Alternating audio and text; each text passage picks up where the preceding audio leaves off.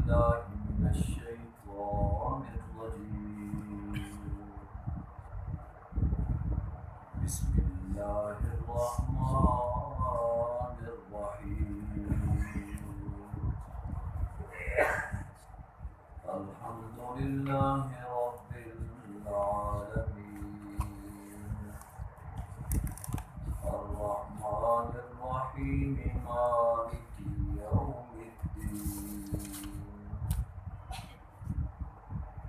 إياك نعبد وإياك نستعين.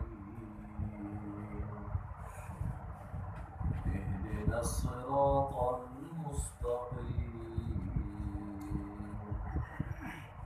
صراط الذين أنعمت عليهم غير المغضوب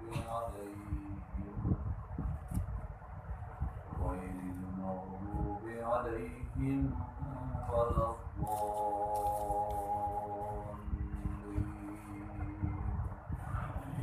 آمين. صدق الله العظيم وصدق رسوله النبي الأمي الحبيب الأمين الكريم. ونحن على ذلك لمن الشاهدين والشاكرين. والحمد لله رب العالمين. قال النبي صلى الله عليه وسلم: خيركم من تعلم القرآن وعلمه، أو كما قال النبي صلى الله عليه وسلم. قال النبي صلى الله عليه وسلم: من يرد الله به خيرا يفقهه في الدين، أو كما قال النبي صلى الله عليه وسلم. قال الله تبارك وتعالى في كلامه المجيد والفرقان الحميد: أعوذ بالله من الشيطان الرجيم. بسم الله الرحمن الرحيم. إن الله وملائكته يصلون على النبي يا أيها الذين آمنوا صلوا عليه وسلموا تسليما. اللهم صل على محمد وعلى آل محمد كما صليت على إبراهيم وعلى آل إبراهيم إنك حميد مجيد. اللهم بارك على محمد وعلى آل محمد كما باركت على إبراهيم وعلى آل إبراهيم إنك حميد مجيد.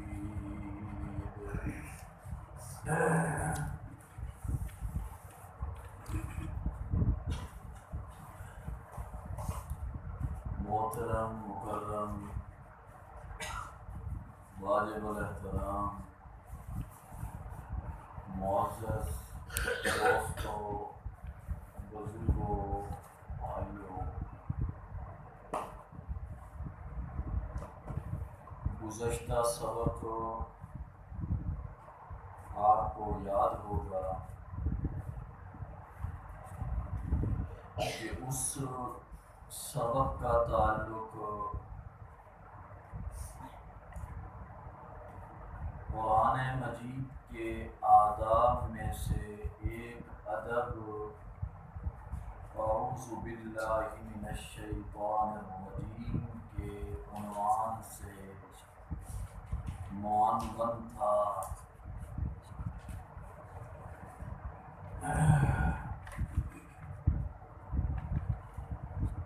اور میں نے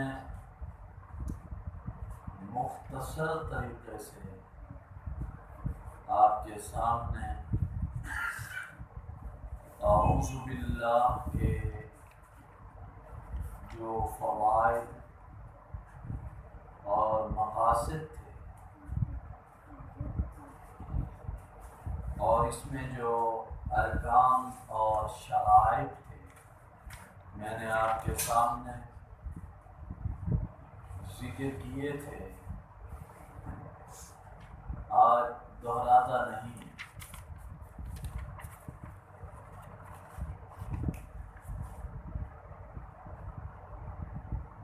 پرانے ساتھی پریشان نہ ہوں، اگرچہ نئے دوستوں کو فائدہ ہوگا.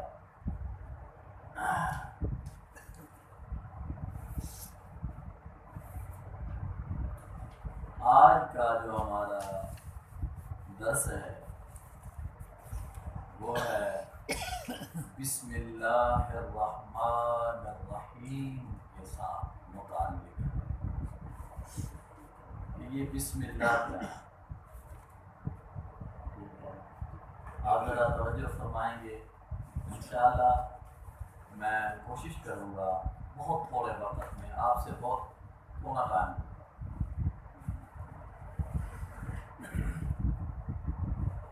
آپ دعا کریں گے اللہ تعالیٰ مجھے صحت عطا فرمائے. یہ گزشتہ ہفتہ تقریباً سارا ہفتہ بخار، بہت شدید بخار رہا. آپ سے کیونکہ وعدہ تھا عثمان بھائی سے اور ہمارے بزرگ ہیں مجاہد صاحب ان سے، تو میں نے سمجھا کہ چلو ان کا اخلاص ہے تو میری طرف سے حاضری ہو جائے. اللہ تعالیٰ قبول و منظور فرمائے. اعوذ باللہ من الشیطان الرجیم. یہ فرار ہے. فرار کا معنی ہوتا ہے بھاگنا. توجہ کرنا، سبق شروع ہو گیا ہے، ٹھیک ہے نا. اعوذ باللہ من الشیطان الرجیم، یہ فرار ہے، بھاگو. اللہ فرماتے ہیں کہ تم جہاں شیطان کو دیکھو، اس کا کام دیکھو، اس کے معاملات دیکھو، تو اس جگہ تم نے رکنا نہیں، وہاں تم نے ٹھہرنا نہیں. وہاں سے اے مسلمان، اے مومن، وہاں سے تیرا کام ہے فرار، بھاگنا، دوڑنا. فَفِرُّوا، بھاگو. اچھا تو کہاں جائیں یا اللہ؟ پھر ایسی جگہ بتا جس جگہ ہم جائیں جہاں پر ہمیں قرار ملے، جہاں پر ہمیں سکون ملے، جہاں پہنچ کر ہمیں اطمینان ملے، جہاں پہنچ کر ہمیں کامیابی اور نجات ملے. پھر وہ کون سی جگہ ہے، کہاں جائیں؟ تو اللہ نے فرمایا بسم اللہ الرحمن الرحیم.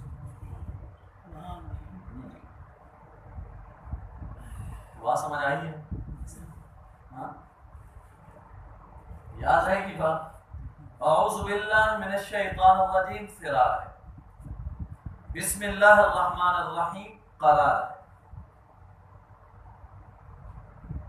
پورے سمندر میں اس کو پھر کھولوں گا قرار کو. ہاں انشاءاللہ فرار کو تو کھول چکا، وضاحت اس کی ہو چکی. اب ذرا ہم اس جائے قرار کو بھی کھولیں گے کہ یہ جائے قرار ہے کیا. اور اسی جائے قرار کو اللہ تعالی نے قرآن مجید میں ذکر کیا فَفِرُّوا إِلَى اللَّهِ، لوگوں تم دوڑو، بھاگو، کس چیز کی طرف؟ مال کی طرف، دولت کی طرف، اولاد کی طرف، دنیا کی آرام و آسائش کی طرف، یا اللہ کس کی طرف دوڑیں؟ تو فرمایا فَفِرُّوا إِلَى اللَّهِ، کہ تم دوڑو کس کی طرف؟ اللہ کی طرف۔ اللہ کی طرف دوڑو گے، جب اللہ کے پاس پہنچو گے تو وہاں تمہیں قرار ملے گا، وہاں تمہیں سکون ملے گا، وہاں اطمینان ملے گا۔ تو فرمایا یہاں بسم اللہ الرحمن الرحیم۔ بسم اللہ کا معنی، پہلے تو میں اس کا ذرا شان نزول ذکر کرتا ہوں کہ اللہ تعالیٰ نے یہ جملہ، یہ کلام بسم اللہ الرحمن الرحیم کا یہ حصہ قرآن مجید کا کیوں نازل کیا؟ آخر اس کی ضرورت کیا پیش آئی؟ پچھلی دفعہ تو ہم نے دیکھا تھا کہ اللہ نے اعوذ باللہ من الشیطان الرجیم کا تحفہ اس امت کو کیوں دیا، ہو چکی بات۔ اب یہ دیکھنا ہے کہ بسم اللہ الرحمن الرحیم کا تحفہ اللہ نے اس امت کو کیوں دیا۔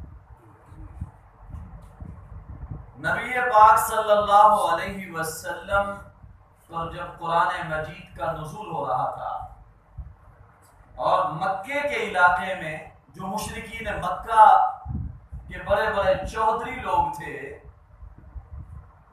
جب وہ کوئی کام شروع کرتے تھے تو وہ پڑھتے تھے بسم اللہ والعزیٰ،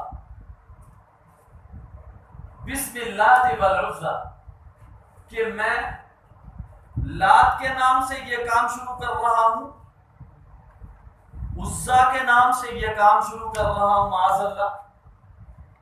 یا وہ یوں کہتے تھے کہ مجھے لات کی برکت یا عزیٰ کی برکت سے میں یہ کام شروع کر رہا ہوں، یا پھر یوں کہتے تھے کہ مجھے لات کی مدد چاہیے، مجھے عزیٰ کی مدد چاہیے، مجھے منات کی مدد چاہیے، تو ان سے مدد مانگ کے وہ ہر کام کی ابتدا کرتے تھے۔ تو اللہ رب العزت نے ان کے اس شرکیہ جملے، ان کے اس شرکیہ کلمے کی توڑ کے لیے، تردید کے لیے، اللہ پاک نے نبی پاک صلی اللہ علیہ وسلم کو اور اس امت محمدیہ کے مسلمانوں کو اللہ پاک نے یہ تحفہ عطا کیا کہ تم نے ان کی تردید میں پڑھنا ہے بسم اللہ الرحمن الرحیم۔ بات سمجھ آ گئی ہے جی؟ تم نے بسم اللہ پڑھنا ہے، تم نے یہ کہنا ہے کہ ہمیں لات کی مدد نہیں چاہیے، ہمیں منات اور عزیٰ کی مدد نہیں چاہیے، ہمیں حضرت عزیر علیہ السلام کی اور حضرت عیسیٰ علیہ السلام کی مدد نہیں چاہیے، ہمیں مدد چاہیے صرف اللہ کی، صرف اللہ کی مدد چاہیے۔ بسم اللہ الرحمن الرحیم۔ ایک میں چھوٹی سی بات آپ کے سامنے عرض کرتا ہوں، عام طور پر مدارس میں بھی پڑھایا جاتا ہے اور عوام الناس بھی بسم اللہ کا جب ترجمہ کرتے ہیں تو وہ یہ ترجمہ کرتے ہیں کہ میں شروع کرتا ہوں اللہ کے نام سے جو بہت بڑا مہربان نہایت رحم کرنے والا ہے۔ یہ عام طور پر یہی ترجمہ ہوتا ہے اور یہاں پر بھی بالکل ایسے ہی لکھا ہوا ہے، آپ کے سامنے بھی یہی ترجمہ لکھا ہوا ہے، شروع کرنے والا۔ اگر ہم شروع کرنے والا معنی کریں گے نا تو پھر ہم نکالیں گے اس کا جو فعل ہے جار مجرور بسم اللہ جو متعلق ہے جس کے، وہ نکالیں گے ہم ابتدئ، میں ابتدا کرتا ہوں، میں آغاز کرتا ہوں، میں شروع کرتا ہوں۔ لیکن ہمارے شیخ حسین علی البانی رحمۃ اللہ علیہ، توجہ کرنا، ہمارے شیخ حسین علی البانی رحمۃ اللہ علیہ فرمایا کرتے تھے یہاں اب تادے نکالنے کی ضرورت نہیں ہے، یہاں نکالو تم استعین بسم اللہ الرحمن الرحیم، استعین کہ میں مدد مانگتا ہوں اللہ کے نام سے جو بہت بڑا مہربان نہایت رحم کرنے والا۔ آئیے کو بات سمجھی؟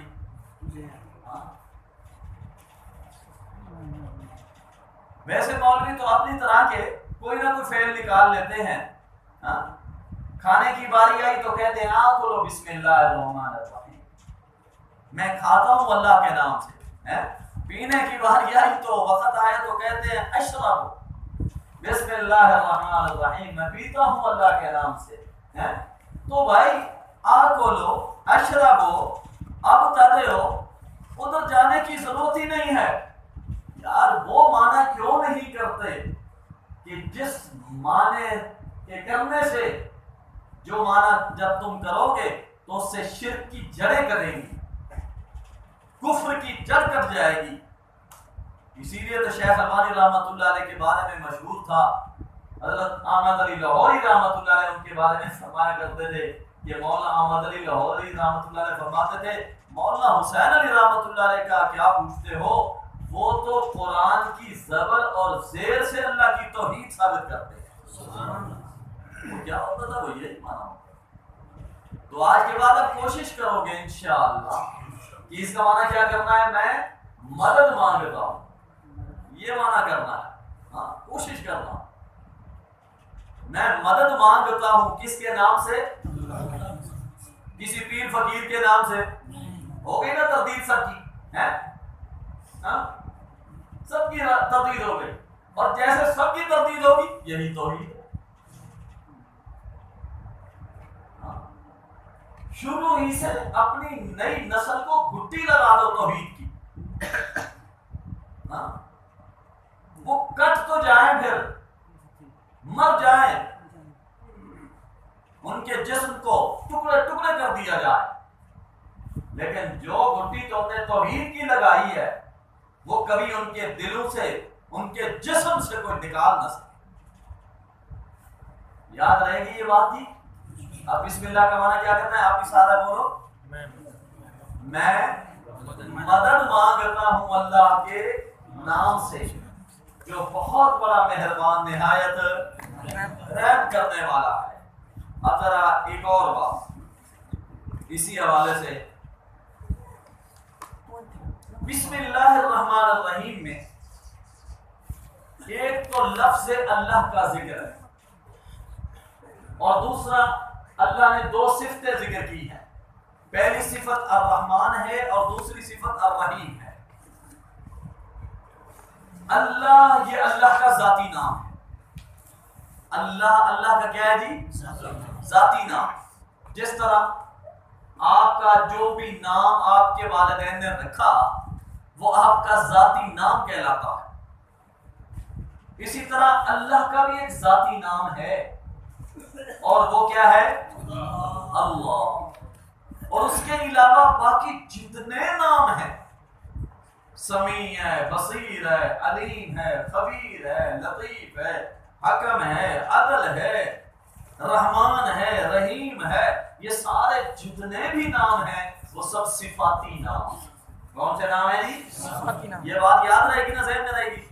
اچھا، یہاں اللہ نے اپنا ذاتی نام بھی ذکر کیا اور اپنے صفاتی نام بھی ذکر کیے۔ اگلی بات کرنے لگا ہوں، جو اگلی بات اہم ہے، لفظ اللہ میں جلال ہے توجہ آپ کی؟ سارے انشاءاللہ بکتے چلیں گے اور بہت قیمتی باتیں آئیں گی انشاءاللہ۔ آپ کی توجہ رہے میری طرف، تھوڑی سی توجہ ہٹ گئی تو پھر اس توجہ کو پورا کرنے میں وقت لگے گا۔ توجہ کرو، لفظ اللہ میں جلال ہے، قوت ہے، روب ہے، طاقت ہے، غلبہ ہے، یہ سب کس میں ہے؟ لفظ اللہ۔ الرحمن الرحیم، اس میں جمال ہے، اس میں پیار ہے، اس میں شفقت ہے، اس میں محبت ہے، اس میں مودت ہے، اس میں دوستی ہے۔ ٹھیک ہے نا جی؟ یہ واضح میں رہے گی۔ لفظ اللہ میں کیا ہے جی؟ جلال۔ اور الرحمن، بیٹا رحمان اور رحیم میں جمال ہے، شفقت ہے۔ لفظ اللہ میں جلال ہے اور رحمان رحیم میں جمال ہے۔ سوال پیدا ہوتا ہے، جلال کے لیے اللہ نے ایک لفظ بولا۔ اب میں اگلی بات کی طرف جا رہا ہوں۔ ہاں، اگر پہلی بات سمجھ آ چکی ہے نا، وہ سیڑھی بن گئی، تو پھر ہم اگلی بات کی طرف بڑی آسانی سے پہنچیں گے۔ اگلی بات ہمیں سمجھ آئے گی۔ اللہ نے اپنا جلال دکھانے کے لیے، اپنی قوت ظاہر کرنے کے لیے، اپنا روب دکھانے کے لیے، اپنی قدرت واضح کرنے کے لیے اللہ نے صرف ایک نام ذکر کیا، اور اپنی شفقت، محبت، پیار وہ ظاہر کرنے کے لیے اللہ نے دو صفتیں ذکر کی۔ کتنی صفتیں ذکر کی؟ دو۔ کیوں؟ کیا بتائیں؟ توجہ کرنا، جواب دینے لگا ہوں، اور بڑا مختصر سا جواب ہے۔ ہاں،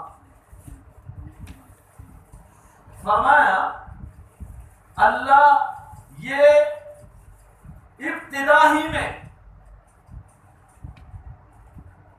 قرآن کی ابتدا ہی میں، قرآن کے قاری کو، قرآن کے طالب علم کو اللہ تعالیٰ یہ بتانا چاہتا ہے، اس کو بتانا چاہتا ہے کہ میرے جلال سے نہ ڈرنا،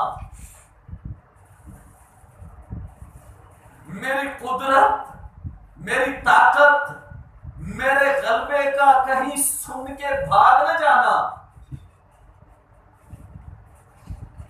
میرا جلال، میری قدرت، میرا غلبہ، میری قوت وہ مغلوب ہے، میرا غصہ مغلوب ہے، میری رحمت، میری شفقت، میری محبت، میرا پیار غالب ہے۔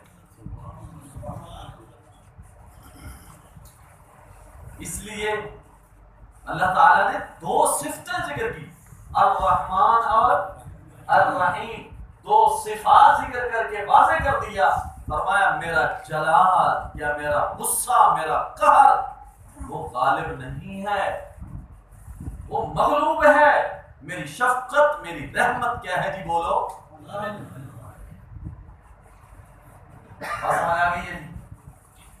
اب جلال کے حوالے سے کہ لفظ اللہ میں اللہ نے جلال رکھا ہے، صرف ایک واقعہ، ایک حدیث آپ کے سامنے ذکر کرتا ہوں، وہی کافی ہے انشاءاللہ، پھر ہم آگے چلیں گے۔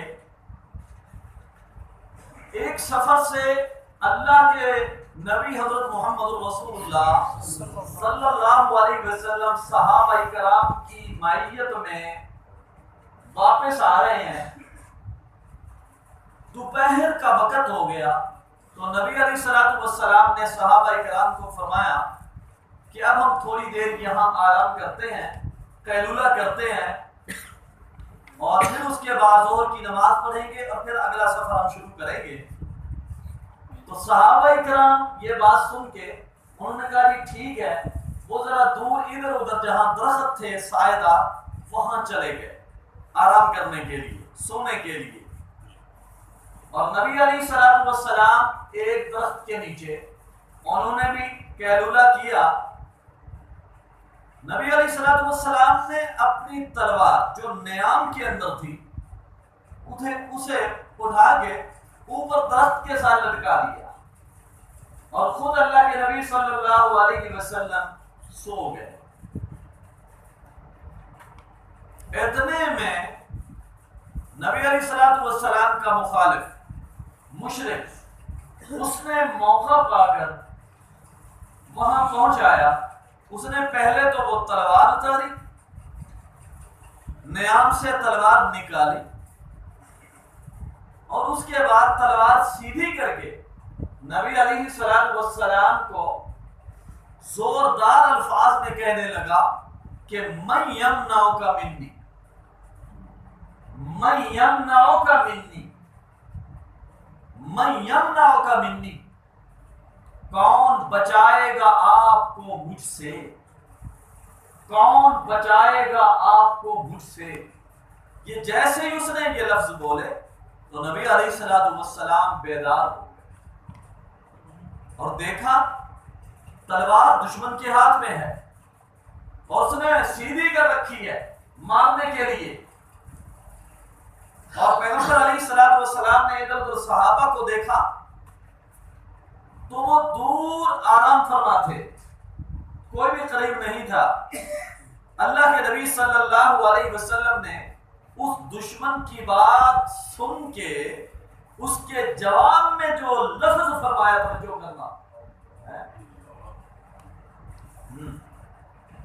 اس کے جواب میں جو اللہ کے نبی صلی اللہ علیہ وسلم نے ارشاد فرمایا, جب اس نے کہا نا کون بچائے گا تجھے اب میری گرفت سے, میرے بار سے تجھے کون بچائے گا, تو اللہ کے نبی صلی اللہ علیہ وسلم نے فرمایا اللہ. کیا فرمایا؟ بولو بولو ذرا, فرمایا اللہ. جیسے ہی اللہ کے نبی صلی اللہ علیہ وسلم نے اللہ کا لفظ اپنی زبان مبارک سے نکالا تو دشمن کا وجود کانپنے لگا اور تلوار ہاتھ سے گر پڑی. اللہ کے پیغمبر صلی اللہ علیہ وسلم نے تلوار اٹھائی, اب تلوار سیدھی کی اس کی طرف اور اس کو فرمایا من یمنعک منی, جی فرمایا من یمنعک منی, اب تو بچا, تو بتا, اب تو مجھے بتا کہ تجھے کون بچائے گا میری گرفت سے. تو اب اس وقت وہ رونے لگا اور ہاتھ باندھنے لگا, کہنے لگا مجھے معاف کر, مجھے معاف کر دو, آئندہ ایسا کام میں نہیں کروں گا. تو اللہ کے نبی صلی اللہ علیہ وسلم نے فرمایا ایک شرط پہ تجھے معاف کرتا ہوں کہ تو کبھی بھی پھر مسلمانوں کے ساتھ جنگ کرنے کے لیے نہیں آئے گا. تو اس نے کہا جی کبھی نہیں آؤں گا, کبھی نہیں آؤں گا.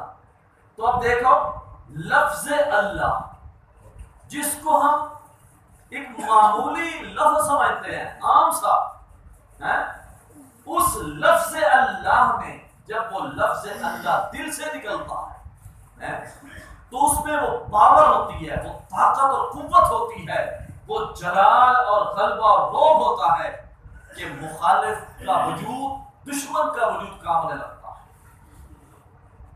اور اب آتے ہیں ہم, ایک حدیث ہو گئی, اب آتے ہیں ہم صفت رحمان کی طرف اور صفت رحیم کی طرف. رحمان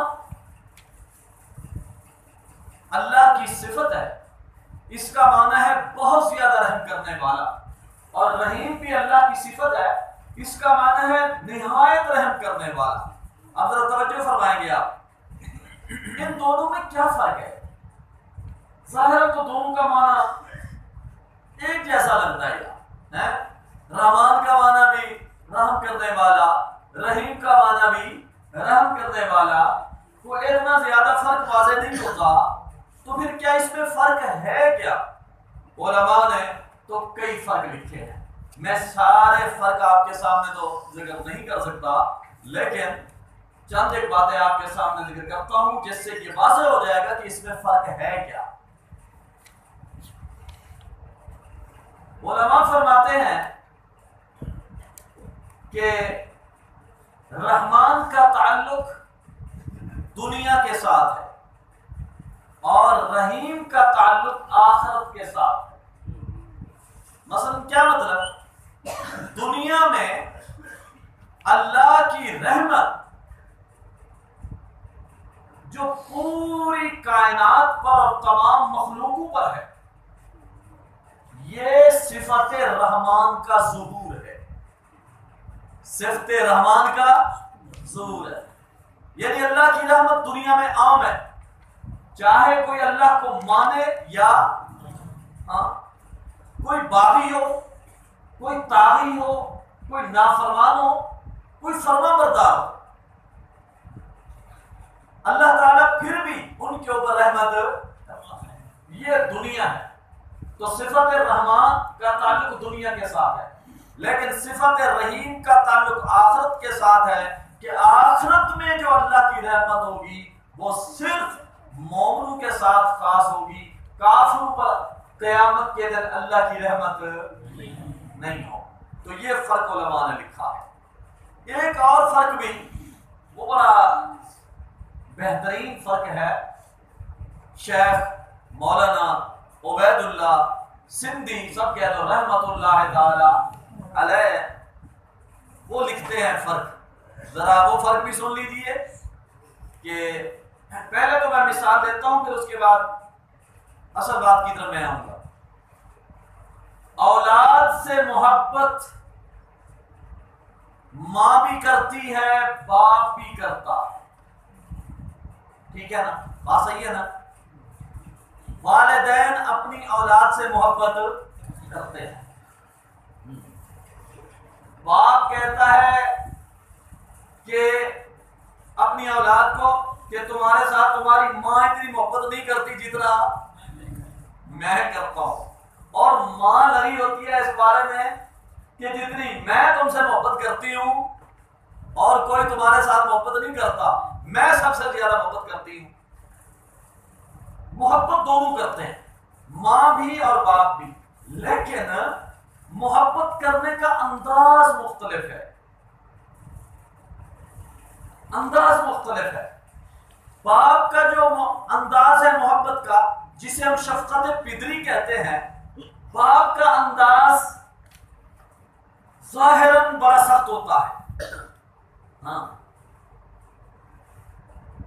مثلا باپ جو ہے اپنی اولاد میں سختی کرتا ہے،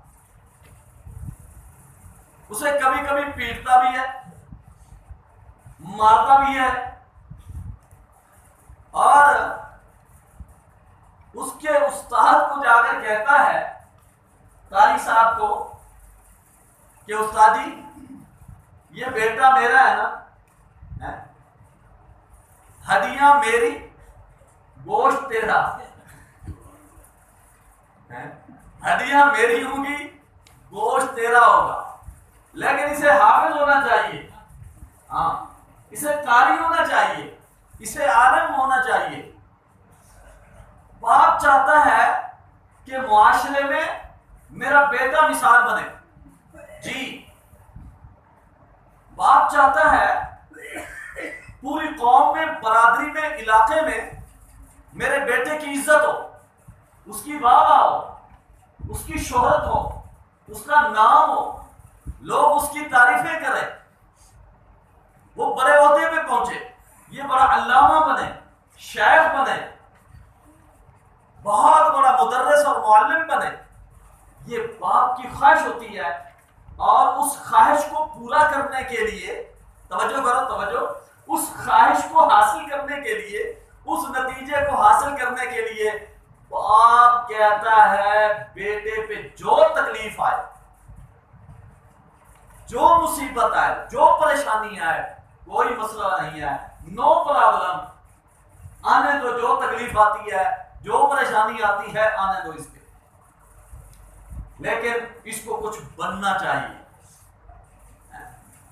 اب ظاہراً تو دیکھو، توجہ کرو، ظاہراً یہ نظر آتا ہے کہ باپ بیٹے سے کوئی محبت، توجہ کرو، باپ بیٹے سے کوئی محبت نہیں کرتا، جو اس کا ظاہر نظر آ رہا ہوتا ہے لوگوں کو، جو دکھتا ہے، لیکن حقیقت کیا ہوتی ہے کہ وہ باپ سختی اس لیے کرتا ہے کہ وہ بیٹے سے کیا کرتا ہے؟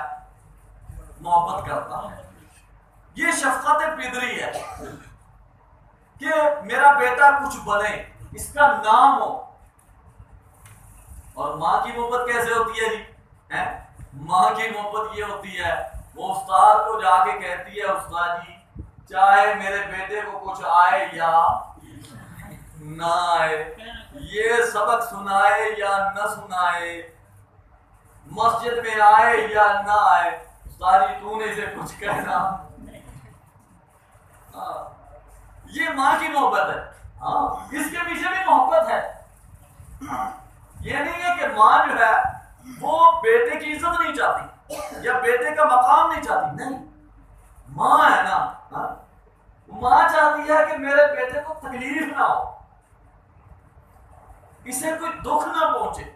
وہ کہتی ہے مقام ملے نہ ملے، اس کو بڑا عہدہ ملے نہ ملے، بڑا شیخ بنے نہ بنے، مجھے اس سے کوئی غرض نہیں ہے، لیکن وہ چاہتی ہے کہ میرے بیٹے کو کوئی تکلیف ہو. اسی طرح یا نہیں؟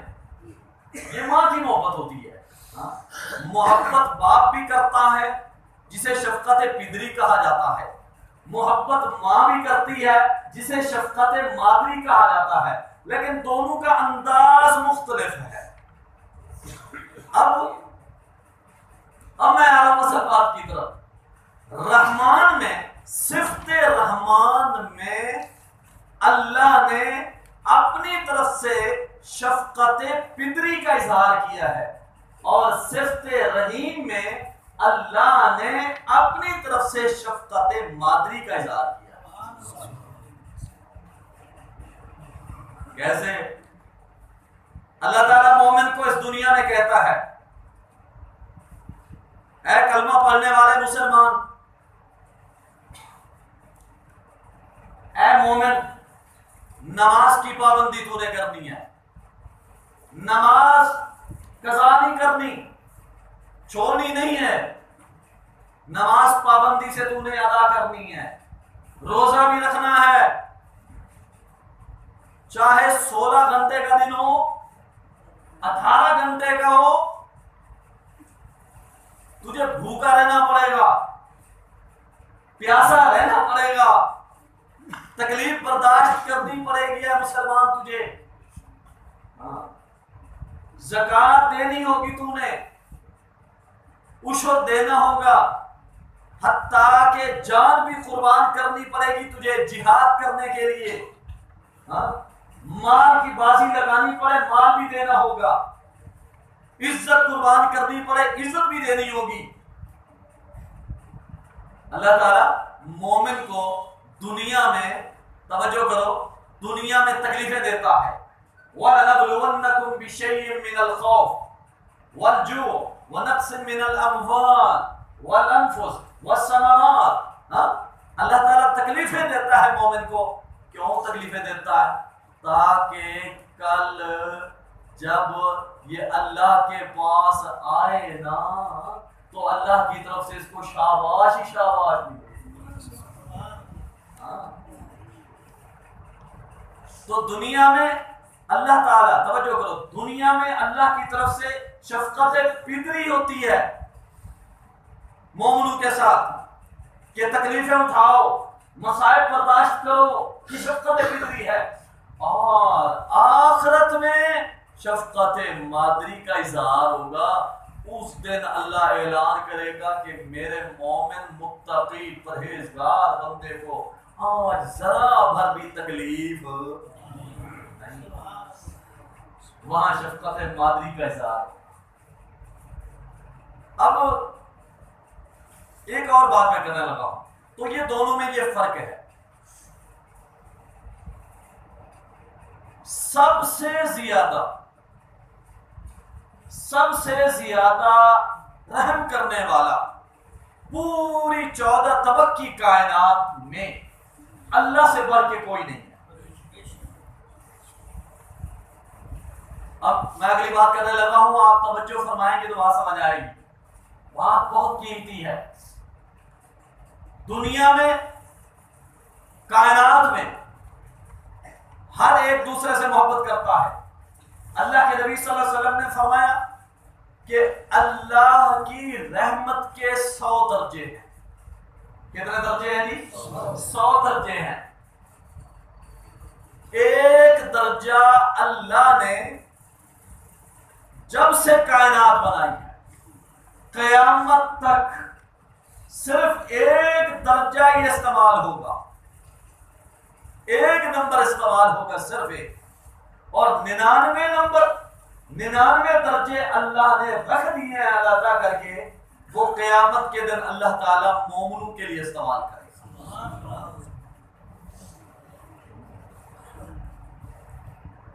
اس دنیا میں ہر ایک دوسرے سے محبت کرتا ہے. سب سے زیادہ محبت کرتے ہیں اپنے والدین, جو بغیر کسی غرض کے, بغیر کسی لالچ کے اولاد سے محبت کرتے ہیں. پھر والدین میں ماں زیادہ محبت کرتی ہے اولاد سے.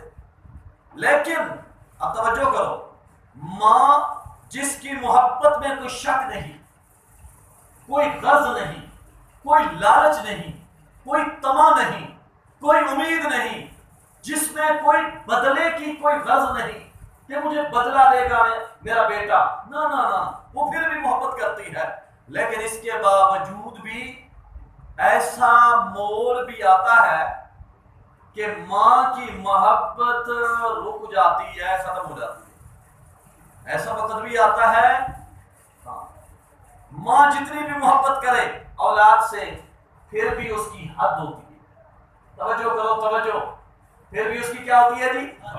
حد ہوتی ہے. ہاں, ایک حد میں جا کے اس کا غصہ غالب آ جاتا ہے, اس کا غصہ غالب آ جاتا ہے اور اس کی محبت نیچے ڈر جاتی ہے. ایک موڑ پہ آ کے میں اس کی مثال حدیث میں دینے لگا ہوں. ایک صحابی کا آخری وقت تھا, صحابی کا آخری وقت تھا, موت کا وقت بالکل قریب تھا. تو نبی علیہ الصلوۃ والسلام کو بلایا گیا کہ یا رسول اللہ صلی اللہ علیہ وسلم, آپ کا فلاں شاگرد بالکل آخری حالت میں ہے, لیکن اس کی جان نہیں نکل رہی, اس کی روح نہیں نکل رہی, تو آپ تشریف لائیں, دعا کریں, اللہ تعالیٰ ان کے لیے آسانی فرمائے. نبی علیہ الصلوۃ والسلام چلے گئے. تو جا کر اس کی حالت کو جب دیکھا تو اللہ کے نبی صلی اللہ علیہ وسلم نے گھر والوں سے پوچھا, کیا یہ نماز نہیں پڑھتا تھا؟ میرے بھائیوں, نماز کی پابندی کیا کرو, نماز کی بڑی برکت ہوتی ہے, نماز میں بڑی برکتیں اللہ نے رکھی ہیں. اللہ کے نبی صلی اللہ علیہ وسلم نے فرمایا ایقیم الصلاۃ, کیا یہ نماز پڑھتا تھا؟ تو جواب ملا بالکل نماز کا پابند تھا, نماز میں کوتاہی نہیں کرتا تھا. تو پھر اللہ کے نبی صلی اللہ علیہ وسلم نے فرمایا ایصوم, کیا یہ روزے رکھتا تھا یا چھوڑ دیتا تھا؟ تو جواب ملا کہ یہ روزے کا بھی پابند تھا, پورا رمضان روزے رکھتا تھا. تو اللہ کے نبی صلی اللہ علیہ وسلم نے فرمایا ایزکی, کیا یہ زکات دیتا تھا؟ تو جواب ملا جی ہاں, زکات بھی پابندی سے دیتا تھا. تو پھر اللہ کے نبی صلی اللہ علیہ وسلم نے فرمایا مجھے یہ بتاؤ کہ پھر وجہ کیا ہے, پھر کیا وجہ ہے کہ جب یہ نمازی بھی ہے, روزے دار بھی ہے, متقی بھی ہے, ایماندار بھی ہے, نیک بھی ہے, تو پھر اس کی روح کیوں نہیں نکل رہی؟ اللہ کے نبی صلی اللہ علیہ وسلم نے فرمایا کہ اس کی ماں کو بلاؤ, اس کی والدہ کو بلاؤ. جب والدہ آئیں تو اللہ کے نبی صلی اللہ علیہ وسلم نے فرمایا کیا مسئلہ ہے اس کا؟ تو وہ کہنے لگی کہ یا رسول اللہ صلی اللہ علیہ وسلم, میں ایک دفعہ بیٹھی تھی, میں نے کوئی بات کی, اس کو غصہ آ گیا اور اس نے غصے کی حالت میں زوردار تھپڑ میرے منہ پہ مارا,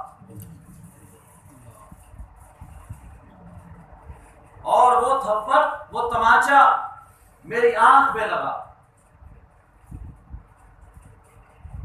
تو میں اس دن سے اس پر ناراض ہوں۔ خیال کرو، خیال۔ اللہ تعالی ہم سب کو والدین کی قدر کرنے کی توفیق عطا فرمائے۔ قدر کرو۔ فرمایا کہ میں اس دن سے اپنے اس بیٹے سے ناراض ہوں۔ باقی یہ نمازی بھی تھا، روزے دار بھی تھا، نیک بھی تھا، اس کی عبادت میں، اس کی نیکی میں کوئی کوتاہی اور کمی نہیں ہے، لیکن اس نے ایک یہ عمل کیا تھا میرے ساتھ۔ تو اللہ کے نبی صلی اللہ علیہ وسلم نے فرمایا جلدی کرو، لکڑیاں لے کے آؤ اور آگ بھی میرے پاس لاؤ۔ تو وہ بوڑھی عورت والدہ اس کی بولنے لگی کہ یا رسول اللہ صلی اللہ علیہ وسلم لکڑیاں اور آگ کیوں؟ اس وقت کیا ضرورت ہے آگ کی اور لکڑیوں کی؟ تو اللہ کے نبی صلی اللہ علیہ وسلم نے فرمایا کہ جو آدمی اپنی والدہ کے ساتھ اس طرح کا کام کرتا ہے تو اس کی جزا اور اس کا بدلہ اور اس کی سزا جو ہے سوائے آگ کے اور کچھ نہیں، سوائے آگ کے کچھ نہیں ہے۔ یہی سزا ہے کہ میں اسی وقت آگ جلاتا ہوں اور اس کو اٹھا کے اس آگ میں پھینکتے ہیں تیرے سامنے۔ اور جیسے ہی ماں نے یہ بات سنی، ماں دین آخر، جب اس نے یہ بات سنی کہ میرے بیٹے کو میرے سامنے آگ میں ڈالا جائے گا تو چیخ اٹھی اور کہنے لگی یا رسول اللہ صلی اللہ علیہ وسلم میں نے اسے 9 مہینے اپنے پیٹ کے اندر رکھا ہے، کیا میں نے اسی لیے اس کو 9 مہینے تک سنبھال کے رکھا تھا کہ میرے سامنے اس کو آگ میں ڈالا جائے گا؟ پھر میں نے اس کو دودھ پلایا 1.5 سال 2 سال تک، کیا میں نے اس لیے اس کو دودھ پلایا تھا کہ میرے سامنے اس کو آگ میں ڈالا جائے گا؟ پھر میں نے اس کو پالا، میں نے اسے جوان کیا اس لیے کہ میرے سامنے آگ میں ڈالا جائے گا؟ نہ یا رسول اللہ صلی اللہ علیہ وسلم میں اسے معاف کرتی ہوں، میں اسے معاف کرتی ہوں۔ تو حدیث میں آتا ہے کہ فوراً اسی وقت اس نے پڑھا لا الہ الا اللہ محمد رسول اللہ اور اس کی روح برداشت کر دی۔ ماں کی محبت بھی کبھی کبھی مغلوب ہو جاتی ہے اور غصہ کیا آ جاتا ہے، غالب آ جاتا ہے۔ وہ کہتے ہیں میں نہیں کروں گی معاف اس کو۔ کائنات میں سب سے زیادہ رحمت کرنے والا، محبت کرنے والا اللہ کا نبی حضرت محمد رسول اللہ صلی اللہ علیہ وسلم۔ ہمارے پیغمبر سے بڑھ کے کائنات میں کوئی بھی کسی سے محبت کرنے والا نہیں ہو سکتا۔ اللہ کے نبی صلی اللہ علیہ وسلم قربانی کرتے ہیں تو 2 دمبے قربان کر رہے ہیں۔ ایک دمبے کے بارے میں کہتے ہیں یا اللہ یہ میری طرف سے اور میری اولاد کی طرف سے، میرے آل کی طرف سے قبول و منظور فرما۔ اور جب دوسرے دمبے کی باری آتی ہے تو اللہ کے نبی فرماتے ہیں یا الہ العالمین اس دمبے کو میری امت کے ان لوگوں کی طرف سے قبول فرما لے کہ جو قربانی تو کرنا چاہتے ہوں گے لیکن بیچاروں کے پاس طاقت نہیں ہوگی، مال نہیں ہوگا، وسعت نہیں ہوگی کہ وہ قربانی کر سکیں۔ یا الہ العالمین یہ قربانی ان کی طرف سے تو قبول و منظور فرما۔ اتنی محبت اور کئی واقعات محبت کے، لیکن ایک وقت ان پہ بھی ایسے آیا، نبی علیہ السلام پہ ایک آدمی فوت ہوتا ہے، نبی علیہ السلام کو بلایا جاتا ہے کہ جنازہ آپ نے پڑھانا ہے، جنازہ آپ نے پڑھانا ہے۔ اللہ کے نبی صلی اللہ علیہ وسلم تشریف لاتے ہیں، صفیں جب بن جاتی ہیں تو اللہ کے نبی صلی اللہ علیہ وسلم پوچھتے ہیں، فرمایا کیا اس کے اوپر کوئی قرضہ تو نہیں، اس پر کوئی قرضہ تو نہیں ہے؟ توجہ، جواب ملا علیہ درہمان، اس پر 2 درہم قرضہ ہے، اس پر 2 درہم قرضہ ہے۔ تو اللہ کے نبی صلی اللہ علیہ وسلم پیچھے ہٹے، فرمایا میں اس کا جنازہ نہیں پڑھا۔ اور آج تو جو فوت ہوتا ہے چودھری ملک خان ہے، مولوی صاحب پہلے تیار ہوتے ہیں، ہاں یہ نہیں دیکھا جاتا کہ اس کی حالت کیا تھی، اس کا عقیدہ بھی صحیح ہے یا نہیں، یہ پہلے سے تیار ہوتا ہے مولوی صاحب۔ اور اللہ کے نبی صلی اللہ علیہ وسلم جا کے پوچھ رہے ہیں، فرمایا اس کے اوپر کوئی قرضہ تو نہیں؟ تو جواب ملا علیہ درہم، اس پر 2 درہم ہیں۔ تو اللہ کے نبی صلی اللہ علیہ وسلم پیچھے آئے، اور یہ بات جب پیچھے ہٹے فرمایا کوئی اور اس کا جنازہ پڑھا لے، میں جنازہ نہیں پڑھاؤں گا اس کا۔ یہ بات ہوئی، حدیث میں آتا ہے کہ ایک موقع پہ اللہ کے نبی صلی اللہ علیہ وسلم نے اللہ کے سامنے ہاتھ اٹھائے اور التجا کی کہ یا الہ العالمین میری امت کا حساب کتاب میرے حوالے کر دے۔ توجہ کرنا، اللہ کے نبی صلی اللہ علیہ وسلم نے کیا مانگا اللہ سے؟ فرمایا کہ میری امت کا حساب کتاب میرے حوالے کر دے، یا الہ العالمین کہ امت بھی میری تو حساب کتاب بھی میں ہی دیکھوں گا اپنی امت کا۔ تو اللہ نے فرمایا اے محمد رسول اللہ صلی اللہ علیہ وسلم، اے میرے محبوب پیغمبر، آپ کے حوالے کر دوں، آپ کے حوالے کر دوں حساب کتاب آپ کی امت کا۔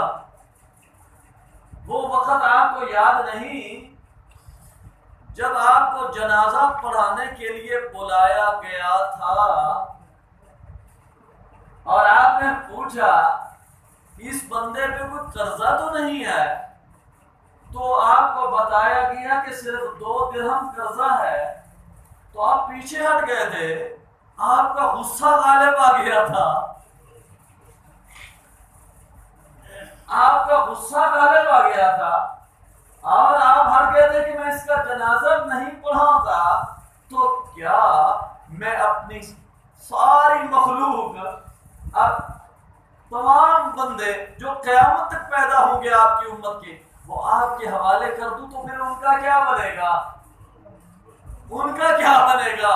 اللہ نے فرمایا سن میرے محبوب پیغمبر صلی اللہ علیہ وسلم، امت تیری ہے بندے، امت تیری ہے بندے میرے ہیں۔ تو 2 درہم دیکھ کے طرف ہو گیا نا، یہاں تو 99 بندے قتل کر کے میرے دروازے پہ جو آتا ہے نا، ہے توجہ آپ کی بزرگوں دوستو، جب اللہ اور اللہ کے نبی صلی اللہ علیہ وسلم کی آپس میں باتیں ہوتی تھی نا، وہ بھی بڑی عجیب اور غریب ہوتی تھی۔ فرمایا میرے در پہ 99 آدمیوں کو قتل کر کے راہ تلاش کرنے والا مجھ تک پہنچنے کے لیے پھر 100ویں بندے کو بھی قتل کر دیتا ہے، تو جب وہ بھی مرنے لگتا ہے تو میں تو اس سے بھی نہیں پوچھتا کہ 100 قتل کیوں کیے تھے، میں تو اس کی توبہ بھی قبول کر لیتا ہوں۔ فرمایا میرے محبوب پیغمبر مجھ سے اپنی امت کا حساب نہ لے کہ حساب و کتاب میرے حوالے کر دے، نہ نہ نہ، امت تیری ہے بندے میرے ہیں، اور میں اپنے بندوں کے ساتھ جو کروں گا وہ تجھے بھی نہیں پتا ہوگا، آپ کو بھی نہیں بتاؤں گا۔ تو توجہ کرو، کائنات میں سب سے زیادہ محبت اللہ کے نبی صلی اللہ علیہ وسلم کو اپنی امت سے ہے، لیکن وہ محبت بھی ایک حد تک جا کے رک جاتی ہے۔ آئیے بات سمجھ، کیونکہ بحث بہت نفیس ہے، اس لیے کوشش کر رہا ہوں کہ آپ وہ بات سمجھ جائیں جو میرے دل کی آواز ہے، جو میں آپ کے سامنے عرض کرنا چاہتا ہوں۔ توجہ کرنا، اللہ کے نبی صلی اللہ علیہ وسلم کی محبت میں کوئی کمی نہیں، توجہ کرو، کوئی کمی نہیں، لیکن وہ محبت بھی کبھی کبھی غصہ کے نیچے دب جاتی ہے۔ ایک اللہ کی ذات ہے، ہاں ایک اللہ کی ذات ہے، صرف اللہ کی ذات ہے جس کی رحمت کی کوئی حد نہیں، جس کی رحمت کا کوئی کنارہ نہیں، جو کہیں بھی جا کے رکتی نہیں، ہاں کہیں بھی جا کے رکتی نہیں۔ ایک آدمی کو اللہ بلائیں گے قیامت کے دن، اس کو کہیں گے جا دوڑتا ہوا جا سیدھا جہنم میں جا۔ اچھا جیسے وہ بندہ سنے گا نا تو فوراً دوڑ لگا دے گا جہنم کی طرف۔ اللہ تعالیٰ اس کو بلائیں گے اور ادھر واپس آ، جب واپس آئے گا نا تو اللہ تعالیٰ اس سے پوچھے گا کہاں جا رہا ہے، کہاں جا رہا ہے تو کہے گا جی جہنم کی طرف، جہنم کی طرف جا رہا ہے نا، تجھے پتا ہے جہنم میں ہوتا کیا ہے؟ کہ آگ ہوتی ہے اور وہ آگ مجھے جلا دے گی۔ اچھا تو کیوں جا رہا ہے پھر جہنم کی طرف، کیوں جا رہا ہے آگ کی طرف؟ تو وہ جواب دے گا، کہے گا یا الہ العالمین دنیا میں تو تیری بڑی نافرمانیاں کی ہیں، بڑی نافرمانیاں کی ہیں، بڑے گناہ کیے ہیں میں نے، کبھی میں نے تیری بات نہیں مانی، تو آج تو نے کہا ہے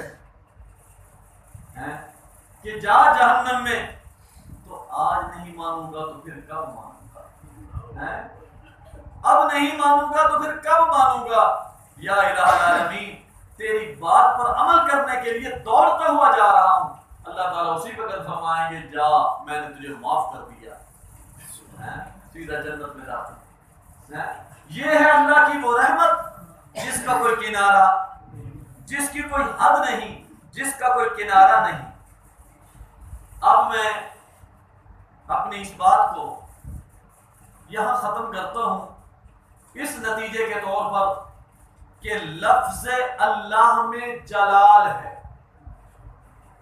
غلبہ ہے، قہر ہے، رعب ہے، اور صفت رحمان اور رحیم میں شفقت اور محبت ہے۔ اللہ نے دو صفتیں ذکر کر کے اشارہ کر دیا کہ لوگوں میرا جبر، میرا قہر مغلوب ہوگا اور میری شفقت، میری رحمت غالب ہوگی۔ اور دوسری بات یہ میں نے آپ کے سامنے عرض کی ہے، کائنات میں جو بھی کسی سے محبت کرتا ہے اس کی محبت اور اس کی رحمت اور شفقت کی حد ہوتی ہے، اس کا ایک کنارہ ہوتا ہے، حتیٰ کہ ماں باپ کی محبت بھی ایک کنارے تک جا کے رک جاتی ہے، حتیٰ کہ اللہ کے پیغمبر صلی اللہ علیہ وسلم کی محبت بھی ایک کنارے تک جا کے رک جاتی ہے۔ لیکن کائنات میں صرف ہستی کس کی ہے؟ اللہ کی، ذات اللہ کی ہے، جس کی محبت کا کوئی کنارہ نہیں، جس کی رحمت کا کوئی کنارہ نہیں، لا یحد، اس کی حد بھی کوئی نہیں، اس کا کنارہ بھی کوئی نہیں۔ اب ہم جاتے ہیں سورۃ فاتحہ کی طرف، 5 منٹ صرف آپ سے لوں گا انشاءاللہ سورۃ فاتحہ کے حوالے سے۔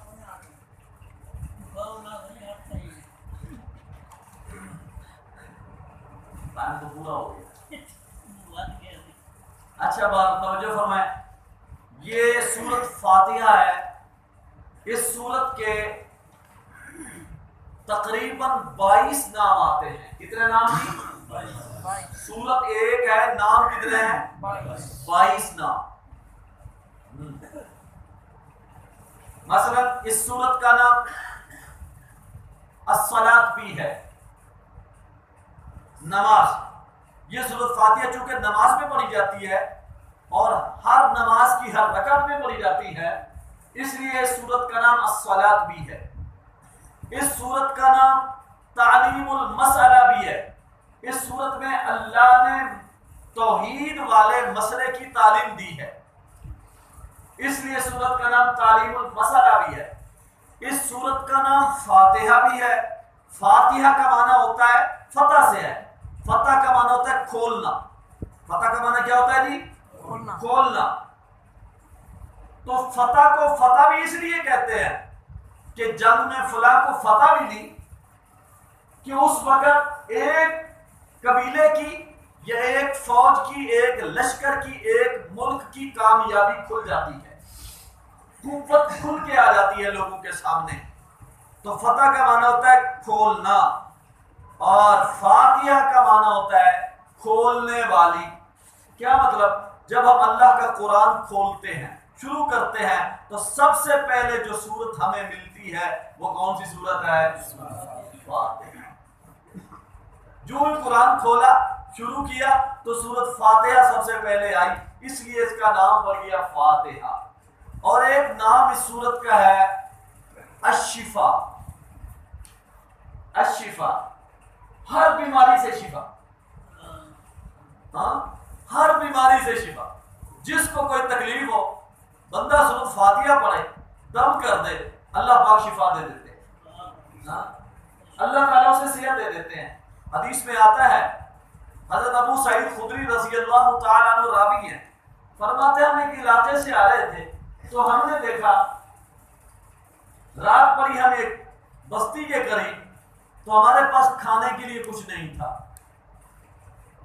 تو چند لوگ ہمارے چلے گئے اس بستی والوں کے پاس، اس کو جا کر کہا بستی والوں کو کہ جی ہمیں کوئی کھانا تو دے دو. انہوں نے کہا کچھ نہیں ہے ہمارے پاس. ہمارے ساتھی واپس ہے، اتنے میں ان کا ایک بندہ دوڑتا ہوا آیا، کہنے لگا جی ہمارے سردار کو بچھو نے کاٹ لیا ہے، وہ رو رہا ہے، چیخ رہا ہے، تو کیا ہے تمہارے پاس کوئی دم کرنے والا یا کوئی دوائی دینے والا، کوئی حکیم ہے؟ تو حضرت ابو سعید خدری رضی اللہ تعالیٰ عنہ فرماتے ہیں میں نے کہا ہاں میں ہوں نا دم کرنے والا، میں دم کرتا ہوں، لیکن 40 بکریاں لوں گا.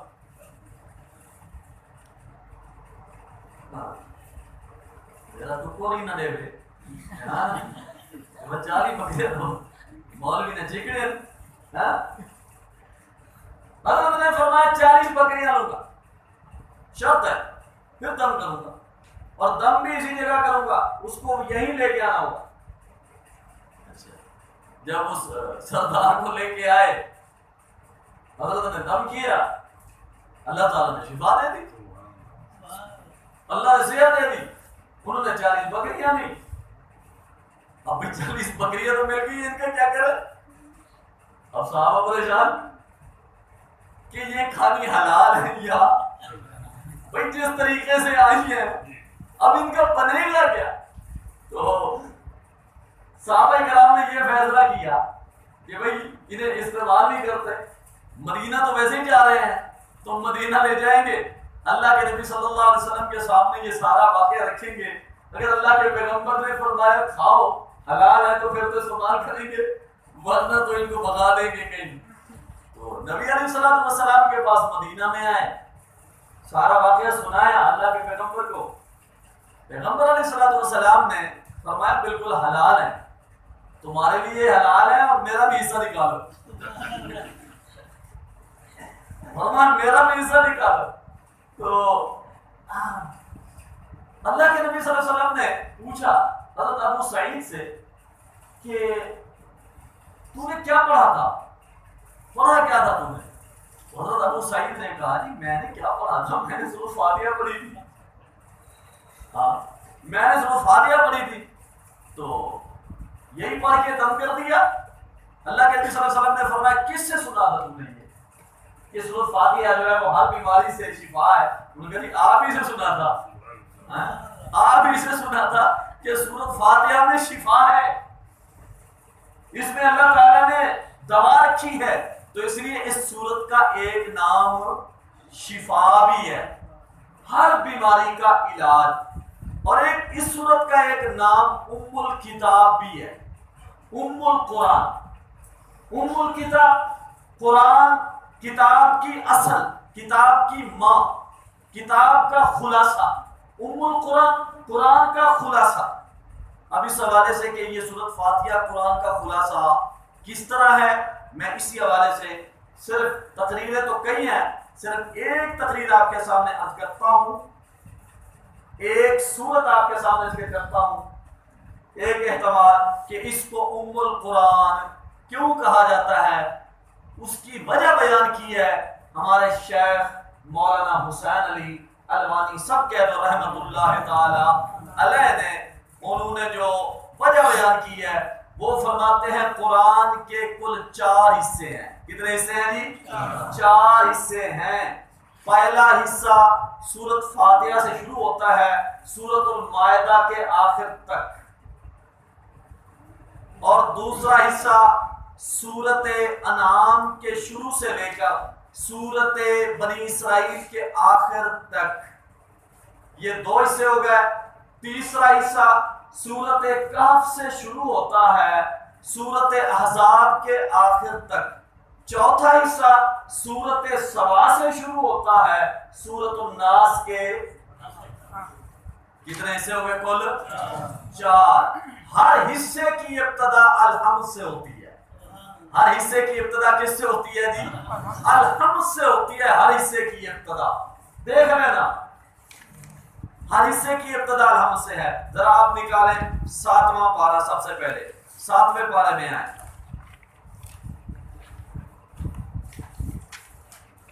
صفحہ ہے 165، صفحہ نمبر 165. جی ہمت کریں. صفحہ 165. ماشاءاللہ یہ 7واں پارہ سورت الانعام صفحہ 165. مل گئی ہے جی سورت؟ بسم اللہ الرحمن الرحیم. الحمدللہ الذی خلق السماوات والارض وجعل الظلمات والنور. اب دیکھو اس سورت کی ابتدا کہاں سے ہو رہی ہے؟ الحمد سے. یہ دوسرا حصہ شروع ہو رہا ہے. تیسرے حصے میں آ جاؤ. 15واں پارہ. 15واں پارہ سورت کہف کی ابتدا. بنی اسرائیل ختم ہو رہی ہے. صفحہ نمبر 380. صفحہ ہے جی 380. سورت کا نام ہے الکہف. پارہ نمبر ہے 15. دیکھو بسم اللہ الرحمن الرحیم. الحمدللہ الذی انزل علی عبدہ الکتاب ولم یجعل لہ عوجا. ہاں جی مل گئی ہے جی. آیت مل گئی، سورت مل گئی. یہ سورت بھی کہاں سے شروع ہو رہی ہے؟ الحمد سے. اب آ جائیے جی پارہ نمبر 22. پارہ نمبر 22. ومن یقنط. صفحہ نمبر ہے جی 555. صفحہ 555. نوٹ کرو، ایک ایک بات کو نوٹ کرو. انشاءاللہ یہ باتیں بہت قیمتی ہیں، فائدہ ہوگا. صفحہ 555. سورت کا نام سبا ہے. بسم اللہ الرحمن الرحیم. الحمدللہ الذی لہ ما فی السماوات وما فی الارض وَلَهُ الْحَمْدُ فِي الْآخِرَةِ وَهُوَ الْحَكِيمُ الْخَبِيرُ. یہ چوتھا حصہ شروع ہو رہا ہے. اب آئیے ذرا واپس. قرآن کے کتنے حصے بن گئے؟ 4 حصے. کتنے حصے بن گئے؟ 4 حصے. ہر حصے کی ابتدا کہاں سے ہوتی ہے؟ الحمد سے ہوتی ہے. شیخ البانی رحمۃ اللہ علیہ فرماتے ہیں اللہ نے ان 4 حصوں میں ویسے تو بے شمار مسائل ذکر کیے ہیں، احکامات ذکر کیے ہیں، لیکن جو بڑے مسائل اللہ نے ذکر کیے ہیں وہ صرف 4 ہیں. کتنے مسائل ہیں؟ 4. ہر حصے میں ایک مسئلہ. پہلے حصے میں اللہ نے مسئلہ ذکر کیا ہے کہ ساری کائنات کا خالق صرف اللہ ہے. صفت خالقیت کو اللہ نے ذکر کیا. کیسے؟ ذرا آپ نکالیے گا. پہلا پارہ ہے صفحہ نمبر 6. یا ایھا الناس اعبدوا ربکم الذی خلقکم والذین من قبلکم لعلکم تتقون الذی جعل لکم الارض فراشا والسماء بناء وأنزل من السماء ماء فأخرج به من الثمرات رزقا لكم فلا تجعلوا لله أندادا وأنتم تعلمون. آیت مل گئی ہے جی. سورۃ البقرہ پارہ نمبر 1 صفحہ نمبر 6 آیت نمبر ہے اس کی سورۃ البقرہ کی 21-22. اب ذرا توجہ فرمائیے. اس پورے پہلے حصے میں ایک مسئلہ ذکر کیا کہ یہ جو کچھ بھی نظر آ رہا ہے انسان کو، نیچے زمین اوپر آسمان اور پوری 14 طبق کی کائنات کو پیدا کرنے والا کون ہے؟ صرف اللہ. صرف اللہ، اللہ کے سوا کوئی خالق. دوسرے حصے میں جو مسئلہ ذکر کیا وہ یہ مسئلہ ذکر کیا اللہ نے کہ لوگوں جس طرح خالق صرف اللہ ہے، پیدا کرنے والا صرف اللہ ہے، تو پیدا کرنے کے بعد ہر چیز کی ضرورت کو پورا کرنے والا بھی صرف اللہ ہے. یعنی دوسرے حصے میں اللہ نے صفت ربوبیت کو بیان کیا. خالق بھی اللہ تھے، رب بھی اللہ. اگر آئیے پارہ نمبر 8واں پارہ ہے، صفحہ نمبر 193، صفحہ نمبر 193. سورت کا نام ہے انعام، پارہ نمبر 8. بسم اللہ الرحمن الرحیم. آیت نمبر 162. قل ان صلاتي ونسكي ومحياي ومماتي لله رب العالمين لا شريك له وبذلك امرت وانا اول المسلمين. قل اغير الله ابغي ربا وهو رب كل شيء وهو رب كل شيء وهو رب كل شيء. توجہ کرنا، فرمایا اللہ نے ایسا نہیں کیا کام. توجہ کرنا کہ اللہ تعالیٰ کہے لوگوں کو، مخلوق کو، اے جنات، اے ملائکہ، فرشتے، اے انسانوں، میں نے تمہیں پیدا تو کر دیا، باقی اگر تمہیں کھانے کی ضرورت ہے تو پیرو سے جا کے مانگو. پیدا تو میں نے کر دیا، پہننے کے لیے کپڑے کی ضرورت ہے تو پیرو فقیروں سے جا کے مانگو، کھانے کی ضرورت ہے تو ان سے جا کے مانگو. نہیں، اللہ نے فرمایا لوگوں جس طرح ساری کائنات کو پیدا میں نے کیا ہے، اسی طرح پیدا کرنے کے بعد ان کی ابتدا سے لے کر، پانی کے ایک قطرے سے لے کر، نطفے کے ایک ذرے سے لے کر، ایک چھوٹے سے جسومے سے لے کر اس کی انتہا تک پہنچانے والا، اور اس پورے فاصلے میں، پورے عرصے میں اس کی جو ضروریات تھی، جو اس کے تقاضے تھے، ان کے تقاضوں کو پورا کرنے والا، ان کی ضرورتوں کو پورا کرنے والا بھی اللہ نے فرمایا میں ہوں، کوئی اور نہیں. تو دوسرے حصے میں اللہ نے دوسرا مسئلہ بیان کیا کہ رب بھی صرف ایک اللہ ہے، صفت ربوبیت کو. اور تیسرے حصے میں اللہ نے یہ مسئلہ بیان کیا کہ لوگوں جس طرح خالق اللہ ہے، رب اللہ ہے، اسی طرح اللہ نے فرمایا مالک بھی میں ہوں، مختار کل بھی میں ہوں، کوئی اور نہیں ہے. اب ذرا نکالیے گا پارہ نمبر 18 پارہ نمبر 18 قد افلح، اور صفحہ نمبر ہے جی اس کا صفحہ نمبر 466، صفحہ 466. تبارک الذی نزل الفرقان على عبده ليكون للعالمين نذيرا الذي له ملك السماوات والارض ولم يتخذ ولدا ولم يكن له شريك في الملك وخلق كل شيء فقدره تقديرا واتخذوا من دونه آلهة لا يخلقون شيئا وهم يخلقون ولا يملكون لأنفسهم ضرا ولا نفعا ولا يملكون موتا ولا حياة ولا نشورا. جی اے توجہ، اللہ نے فرمایا لوگوں